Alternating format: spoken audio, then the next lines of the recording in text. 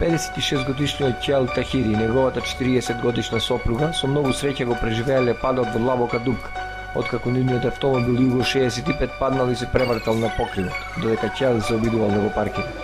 Тој не забележал дека дупката е веднаш до тркалата, додека се враќал со возилото назад.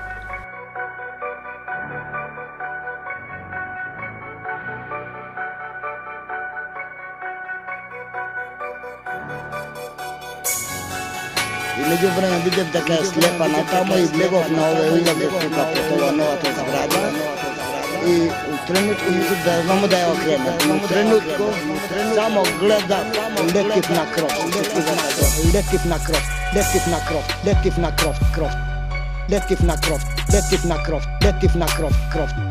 Летив на кров, летив на кров, летив на кров, кров. Летив на кров, летив на кров, летив на кров, кров. Тоа е необезбедено, нема никакви ознаци. Шок, шок, шок. Необезбедена дупка покрај зграда во изградба предизвикала 2 лица да бидат повредени, откако нивното возило се превртело без да забележат дека дупката е веднаш до возилото.